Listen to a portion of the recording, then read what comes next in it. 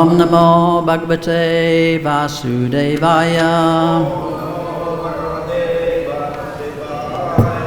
Om Namo Bhagavate Vasudevaya. Om Namo Bhagavate Vasudevaya. Hearing from the Srimad Bhagavatam, Canto 10, Chapter 1, entitled The Advent of Lord Krishna, Introduction, Text 21. Giram samado gagane sameritam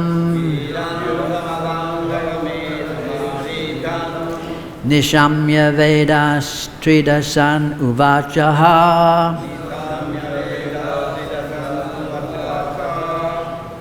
Gampurushim me shrinutam marapunar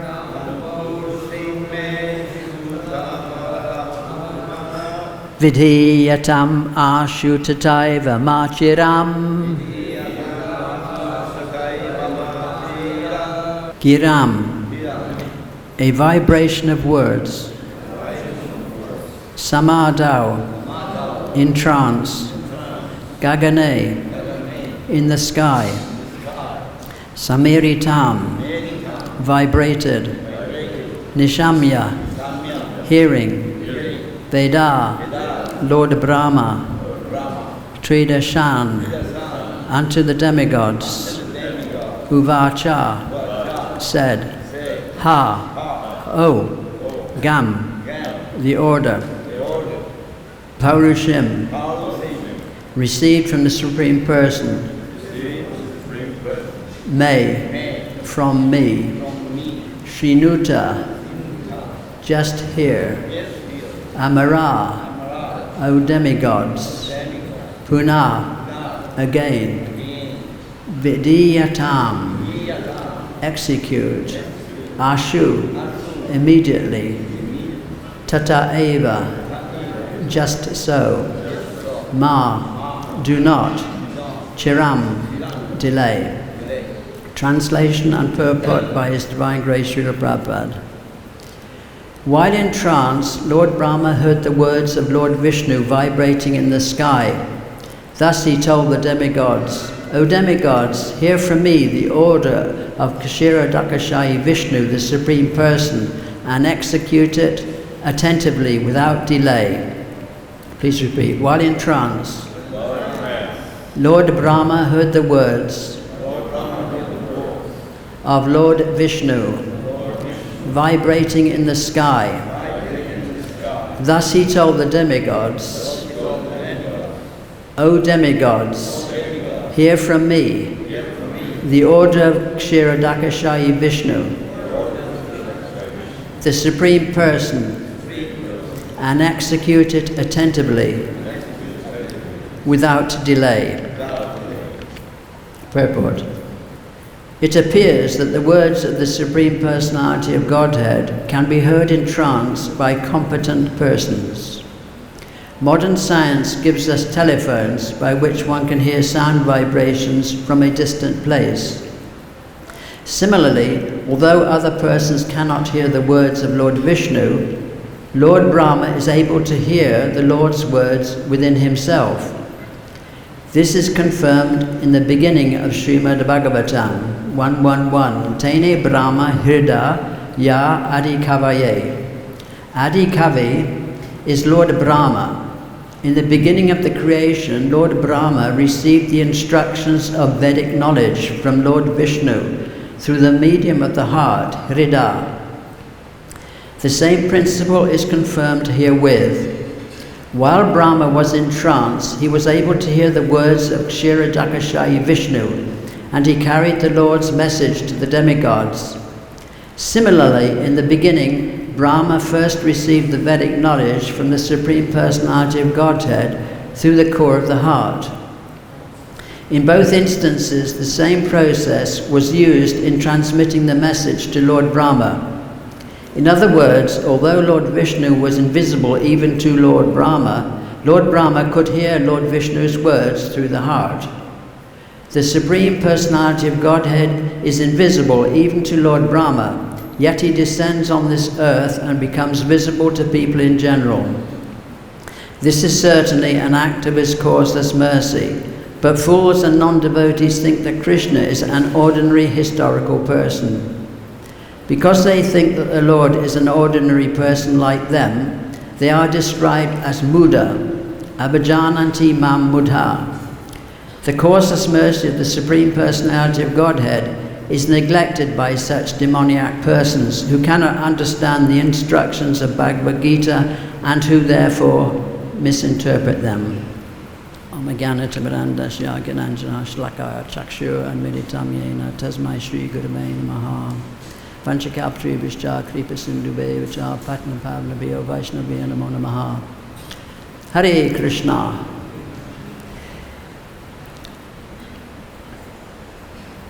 So Lord Brahma was instructed in Vedic knowledge from within the heart by Lord Vishnu. Tene Brahma Hridaya Adhikavaye. Because Brahma was the first living entity born.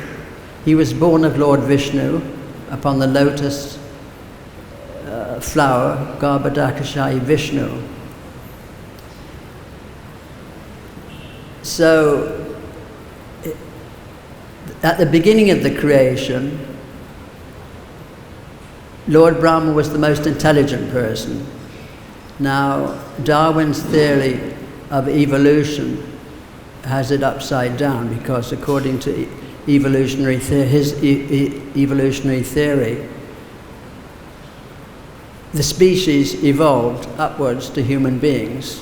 We were, according to his analysis, previously apes. So he came up with that conclusion in the 19th century. When he was 22, he went on a voyage around the world. Basically, it was to charter the coast of South America. He went on the Beagle, and that lasted for 5 years, and he visited the Galapagos Islands and the pristine rainforests of Brazil, and he came up with his idea of evolution. So then he went back to England, and he lived in Kent, which is described as being the Garden of England. He lived in Down, which is 13 miles from central London. And there he developed over a period of time his theories of evolution. Now, he was 22 when he went on that voyage. It took 5 years, so he came back, he was 27. He didn't publish The Origin of the Species until 1859, so he had 20 years to meditate upon his findings and iron out all the wrinkles in his theory. 20 years. And in his house is still there, the study that he used is still there practically as it was when he was living. He cut a path in his garden around a wood, and he put gravel on it and paved it nicely, and he would walk around that 5 times a day during midday every day. And he called it his walking path because he speculated for that time. And then he came up with this theory which is completely erroneous.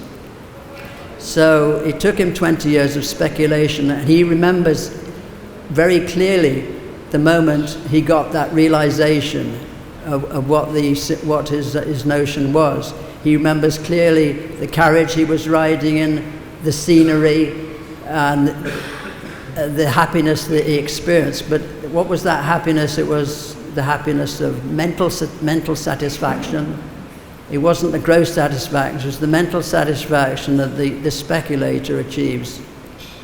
So Lord Brahma, at the beginning of the creation, is the most intelligent person. Now he has to go to the ocean of milk in Svetadvip to communicate with Lord Vishnu. He can go to the ocean, he can pray to Lord Vishnu. He can't see Lord Vishnu, but he can hear Lord Vishnu. Lord Vishnu is on the island, Svetadvip. That's where he resides eternally. It is the pole star, Dhruva Loka. And so Lord Brahma gets his instructions from within the heart. So he cannot see Lord Vishnu, but he can hear him. Now, as we progress in spiritual life, we hope that ultimately we will not only be able to hear Krishna, but we will be able to see him. As we develop our rudimentary love for Krishna, first of all, we will see him within the heart. Then, as our devotional service matures, we will be able to see him face to face, just like Dhruva Maharaj was able to see the Lord face to face. Now, Dhruva Maharaj is a very good example of a devotee who took up devotional service with a material desire. He had a very big desire. He wanted to have a position more exalted than anybody previously, more exalted. That was that you can't have much more bigger ambition than that. And for that reason, the reason he wanted that was because he was insulted by his stepmother, Suruchi. His father, King Uttanapada, had his brother Uttama on his lap, and Dhruva wanted also to climb up onto the king's lap, but he was refused by Suruchi, who told him that if he wanted to sit on his father's lap, he would have to commit austerities, he would have to undergo some austerities, he would have to satisfy the Supreme Lord and be born again in her womb in order to qualify. So that was very insulting to Dhruva Maharaj, because he was born a Kshatriya spirit. So he was very angry with that. So when he told his mother about it, and she Suniti, was it? Suniti? She told him, yes, you should do what your mother told you. You have to approach the Supreme Lord, because he's going to be the only person that's going to relieve your distress. Your great-grandfather, Lord Brahma,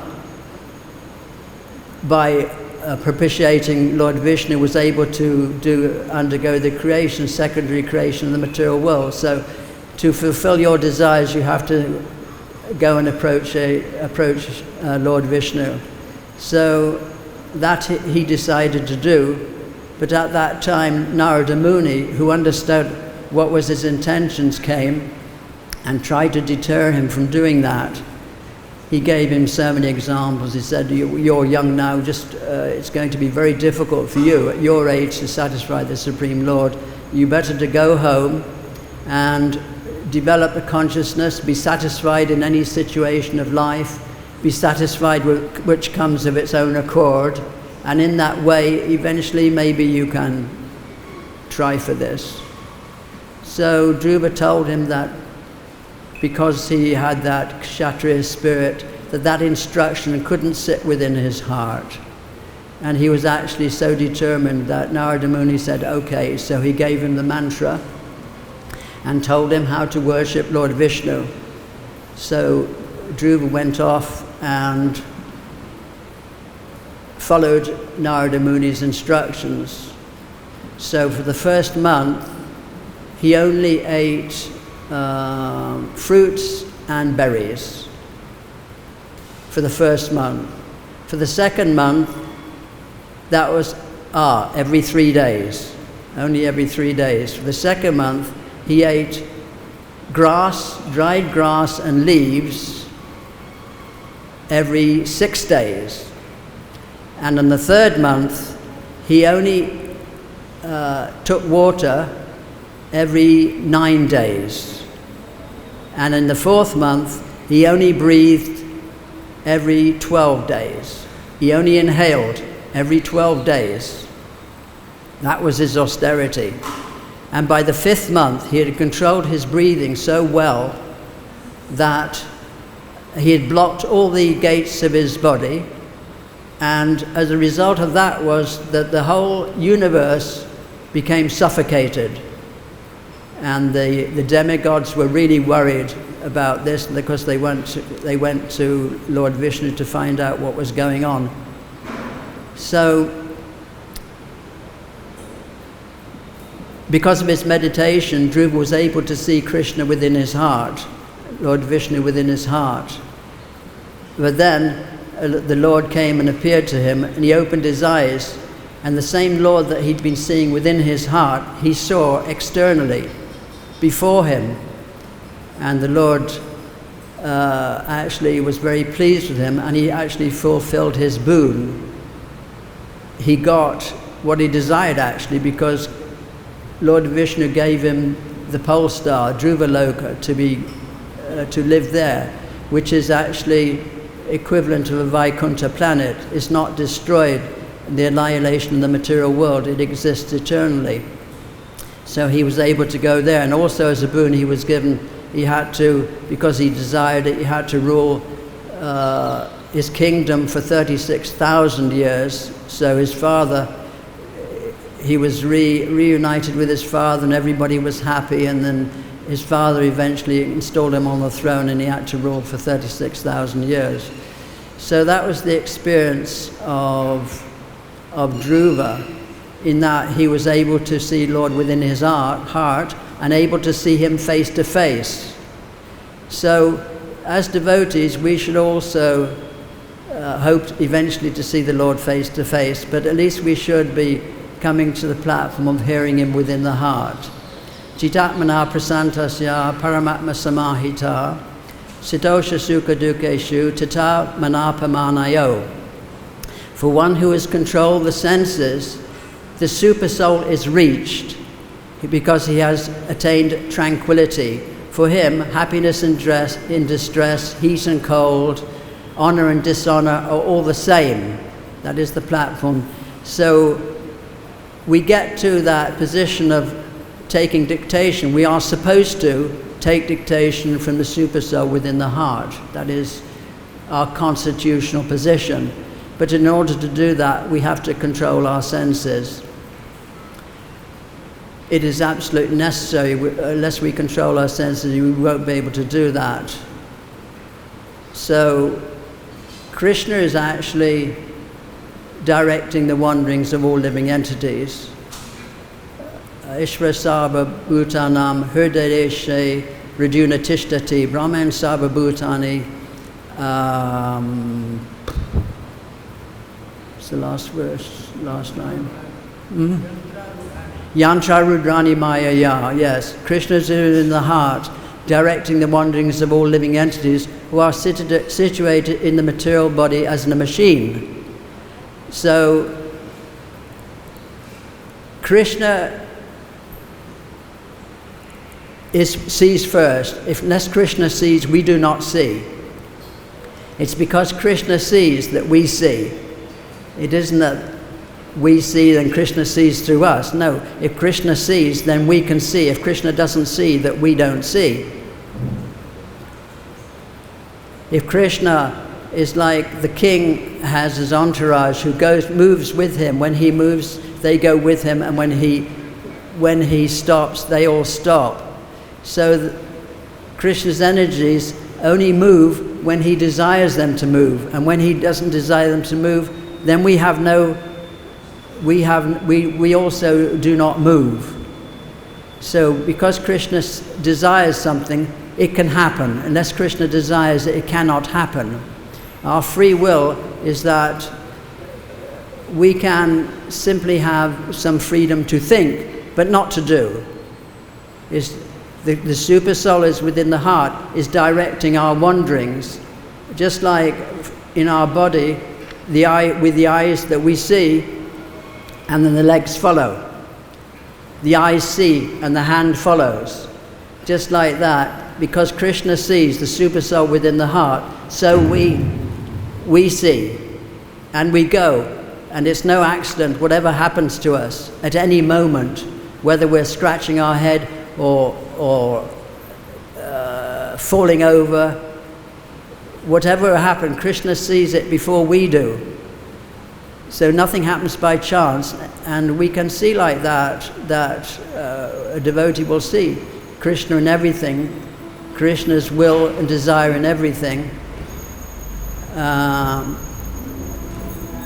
Jai Shri Shri Gauranitai.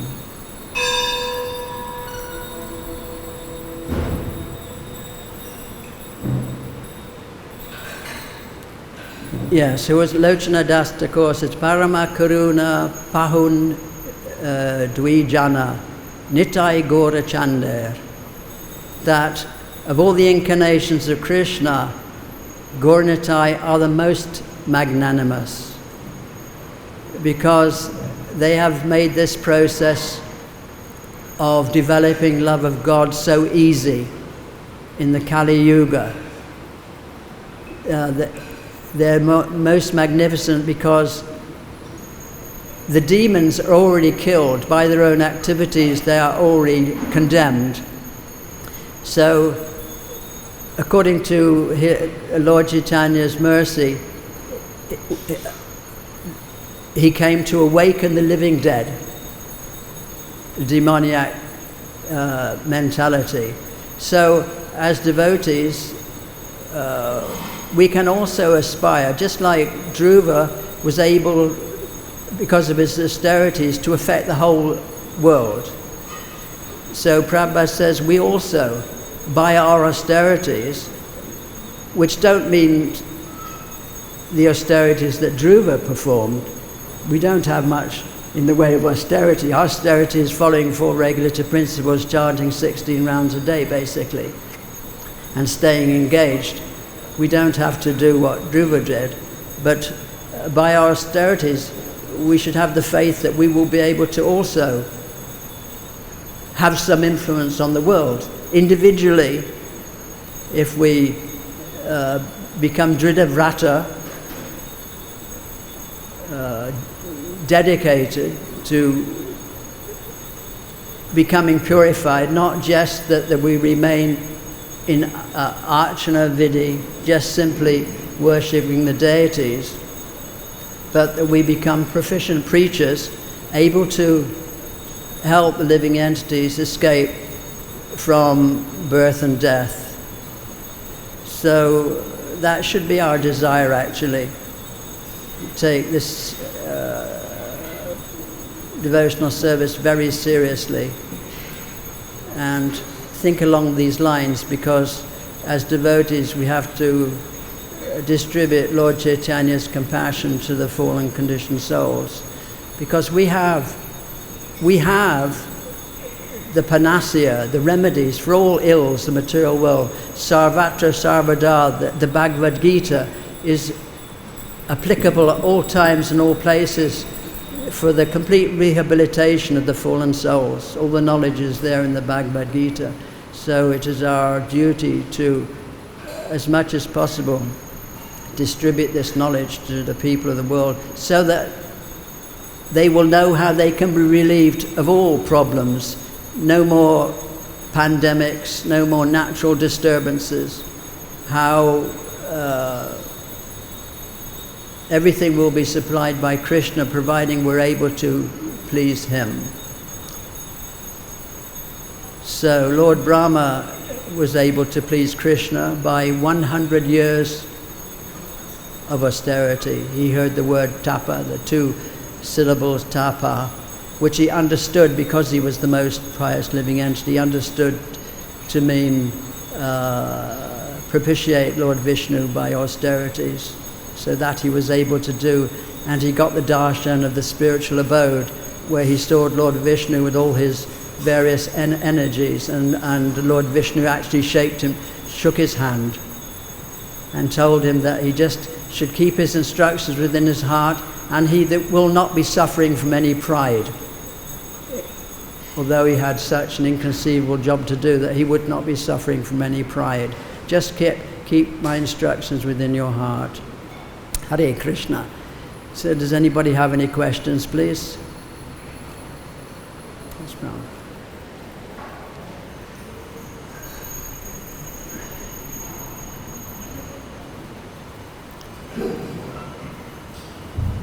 They pray to pure Vishnu, who is lying on the Shesha within the universe. And that the pole star? Yes, that's what, I read that. And so Krishna, like when Brahma was doing his 100 years of tapa, the austerity, it could be also, seem like for us in Kali Yuga that we can't do any austerity. Lord Chaitanya is saying that the austerities are very difficult, so just chant the holy name, take prasad. It's a very simple process. But it seems like we have a struggle with the mind regardless. That any yoga system would require tapasya.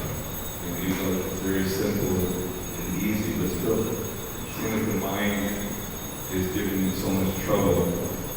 So Krishna is giving guidance from within and outwardly as the Guru.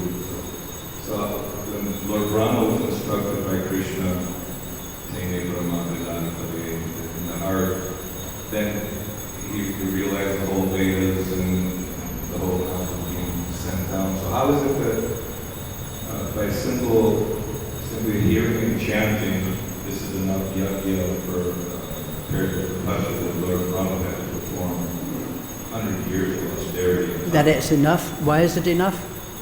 Well, that's why Lord Chaitanya and Lord Nityananda are so munificent, because they made that possible. Available in all ages, the holy name and hearing and chanting? Well, it's for 10,000 years it will be available. It will be available for anybody who wants to take it up for 10,000 years. I don't think it means that everybody in the world is going to become devotee. But it means that it will be available for 10,000 years. After that, it will be very difficult.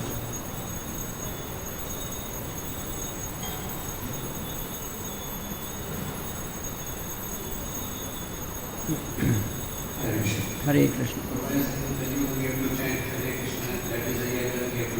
Yes. But we see we have something between the something getting married, we have to do the yoga, and somebody meditation also we do yoga. So what is the difference when we propose if we don't get any pure brahmanas, we don't get pure samagri?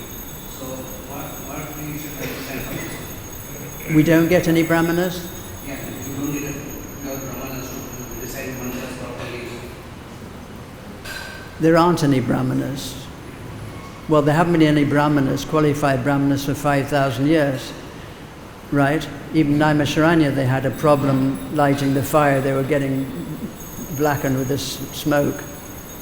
So, but Prabhupada wanted to create brahmanas. That was part of his mission, to create head for society. So the question is, they can chant the mantras properly? Well, we just have to chant Hare Krishna. Otherwise, the requirements of sacrifices are very stringent. I mean, if you pronounce the words wrong, then you're going to get a different result. So any slight mistake in the performance of sacrificial performances, according to Karma Kanda, can be fateful. But Swalpam apasya dharmasya, in devotional service, whatever little devotional service you do, you clap your hand in front of the deities, that is not lost. You will never lose that. It's the eternal bank balance. So, other question? My question is like if the marriage ceremony is going on, so in marriage ceremony the mantras which are chanting. Mantras. That mantras are proper mantras. Well, that's. Well, there's a marriage ceremony according to Karma Kanda, and then there's a marriage ceremony according to Vaishnava principles. They're not the same. One is material and the other one is spiritual, transcendental. Prabhupada gave us certain yagyas to perform. Marriage is one of them.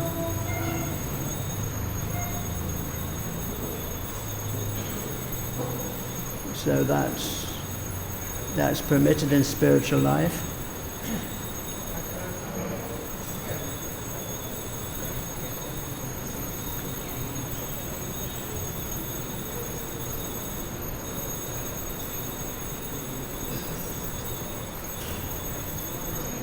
Hare Krishna.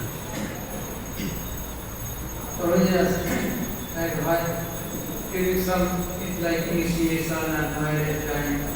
So we had Brahmana doing the mantra, Jagya, powering ghee, and same time reciting the certain type of mantra recitation. And most of time they are not correctly pronunciation. Wrong. So, question is whether we should replace that simply by Hare Krishna Mantra. No other mantra. Powering ghee and Hare Krishna, Krishna Krishna Hare Hare, Hare Rama, Rama Rama, Hare Hare. No other mantra. Because certainly they mistake pronunciation by not correct. Their character is also not so pure. Brahmana, very difficult to get qualified Brahmana. So Prabhuji is basically asking whether we should just forget everything. Well, you can chant Swaha, that is also not taken. Swaha, Hare Krishna, Krishna Krishna, Hare Hare, Hare Ram, Ram Ram, Hare Idam, Vishnu Idam Namah. So basically, question is whether we should stick to giving Jagya time. We should be like. Well, we're not so qualified. The idea is not to kill the spirit of devotion by insisting on this exactness of these things. What is important is Krishna sees the bhakti within the heart.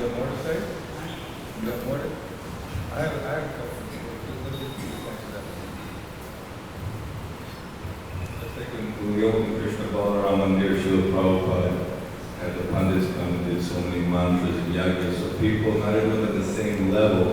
So you have a marriage, there's some mantra, the birth child is a mantra. It just kind of gives the significance of the occasion and also to follow tradition and culture. Although we could just chant Hare Krishna, but it just seems like then there's no real, the event. Prabhupada would feel that we could have just chanted Hare Krishna and opened the temple, but the general public may not accept that. So sometimes we follow tradition and cultural activities for the purpose of not disturbing the minds of those who do not fully appreciate the holy name of solve all the problems.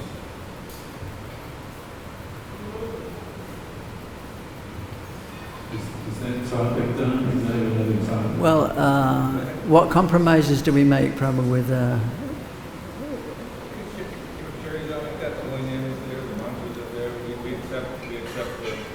But the rituals and tradition as right. given to us by the Acharyas. Yeah, by Srila Prabhupada. Yeah. That's the example of all this. Yes. Regarding Dharma's theory and so forth, I mean, I've heard what appears to be almost interesting general ideas within ISKCON regarding this, but the Vedas do teach that it takes a while for the elements to evolve. And it takes Which elements?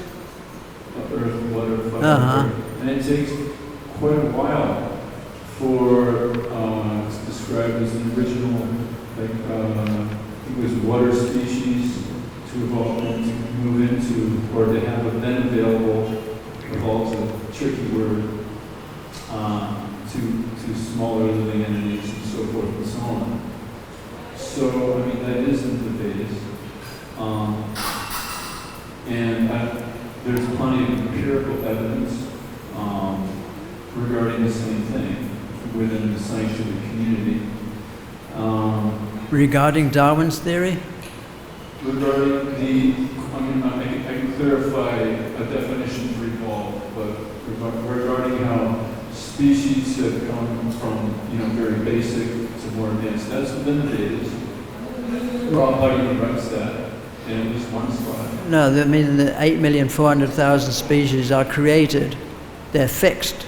Yeah, but they don't evolve. But they're that's why it needs a definition of evolve here. It's the consciousness that evolves, not the body. Correct, but still there needs to be clarification. Prabhupada describes it that a jiva in a species form has a desire to go into another apartment. So then Krishna manifests that other apartment. But that doesn't necessarily mean that all 8.4 million species are overtly here. In other words, you can see them and do scientific experiments on them. Well, they exist somewhere. They may not be here. Okay, sure. That's an available way of thinking. Also, that there's fire within this wood, if that is wood, and that wood. So, but it's not over. It's like latent. So, what is wrong with the concept seems to align with the Vedas and so forth, that Krishna is utilizing this species evolution in the sense that these are available, but it's a gradual becoming apparent in front of our vision of so-called evolution. See the problem with that. I don't know what you said then. I'm sorry. Yeah, they say that Darwin, we also, there's some truth to the evolutionary process that... What truth? Which part is true? Just from the basic understanding that, from this species, they say like that, we evolved evolution, but our evolution is not like that. It's spiritual, it's eternal, different forms. Yeah, but it isn't the body that's evolving. The soul is going from one species to another. That's a totally different thing. I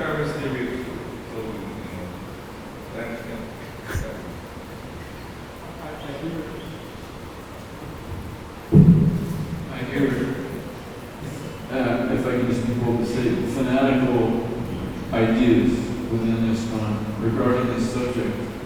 And so I just wanted to bring that to light. What, there are fanatical ideas? Well, maybe to just stir the pot so that we can have a better understanding. No, we don't want to stir the pot. We want to know the truth. We want to know the truth, the conclusive truth. We don't want to stir the pot. Why listen to nonsense? Why accept nonsense? Why try to compromise with nonsense? I agree with that. We don't want nonsense. We want the truth. But by stirring the pot means... You can ask questions if you're not to clarify the situation. Yes, that's desirable. Well, I did ask the question. We didn't answer it. What? Okay, let's do it again then. What was the question? Okay. So, Prabhupada writes, and within the Vedas elsewhere, it's described how when the planet is created, it takes a while for it to be created, the elements to evolve is one word.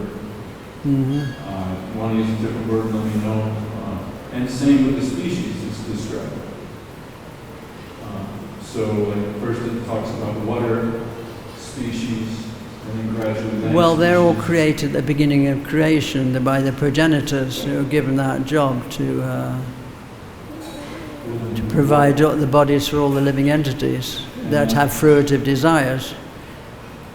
So the point is that all 8.4 million species, as you mentioned, might not be here right now. We're on this earth? Yeah. Well, they definitely aren't, are they? Okay, so we're just dealing with Earth now. And it takes a while for those species, according to the Vedas, to evolve. So... No. According to the Vedas, where's the evidence of that? It takes a while for them to evolve. Prabhupada even writes that. I can get that information for you. Okay. I'll check it out later, bro. Thank you. It's different from Darwin's theory that through natural selection, the species, the body gradually adjusts. Prabhupada describes it as the jiva desires, let's say a bug, it doesn't want to fly. Then as the desire, I'd like to fly. And then that soul, then that goes into this new form that Krishna has arranged so that he can fulfill his desire. Yeah.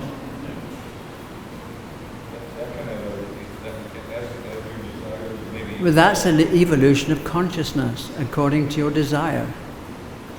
Well, that's another question. Where are the desires situated? This is always a big source of discussion. I find inconclusive in many instances. Where are the desires?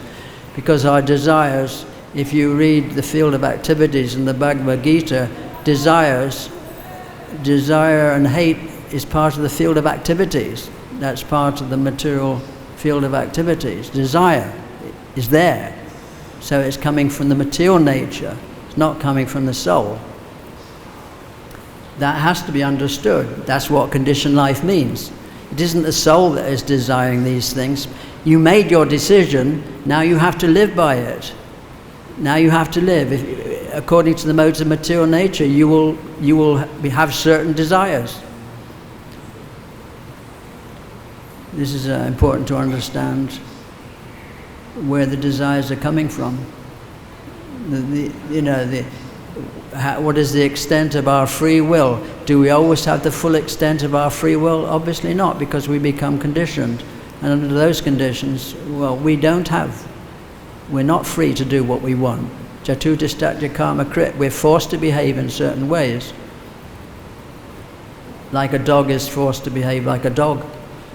Someone in the mode of passion is forced to behave, work passionately for fruitive results.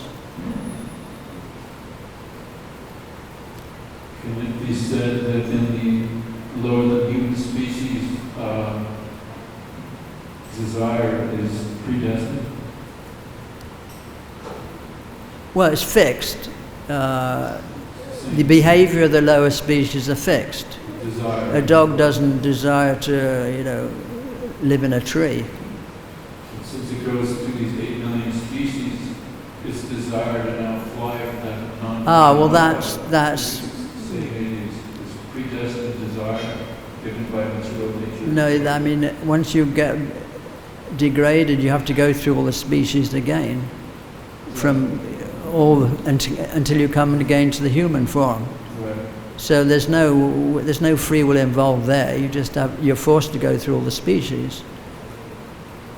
So the desire that we can conclude is from the lower human species. But what is the desire of the lower species? What is the desire of a tree, for instance? What is the desire of a dog? A dog only knows what's desirable according to its nose. Doesn't develop mind.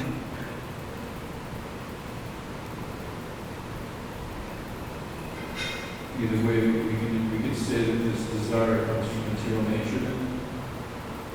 Well, the soul desires, but originally we misused our free will. Once one's in a lower species, Yeah. so if it's human form, can we then say the desire of that living entity comes from material nature, and he doesn't have free will? No, the free will is there within the material nature. According to your desire, you'll get a certain situation within the material nature, and within that you will have free will, no doubt. You may have a friend who's telling you to go to church, and another one who's telling you to go to a brothel. So even within the material nature, you have a choice. Below human species, I'm saying. Well, Prabhupada asks this question: if the animals don't have free will, why do they run in different directions? I use the word intelligence, but Yeah, well, yes, okay, intelligence. There is some. If you look at the monkeys, you'll see. If you study the monkeys here, you'll see how very like human beings they are. Most human beings.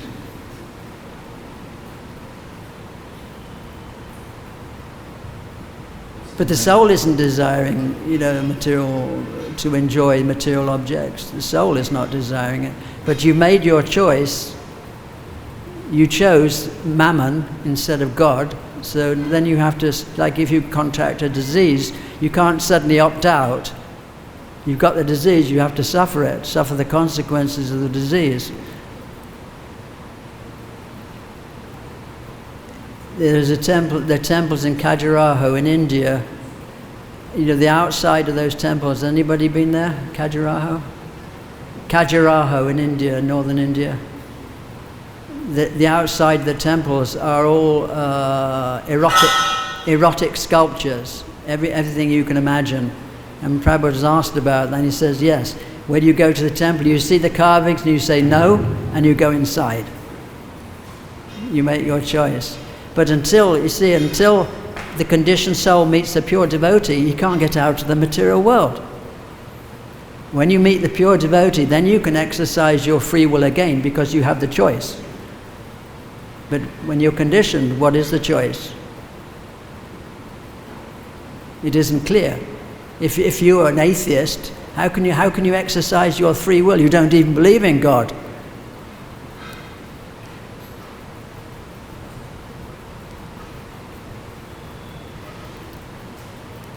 This is common sense. It's the ABC of spiritual life, isn't it? Hare Krishna. All right. Thank you. All glory to Srila Prabhupada.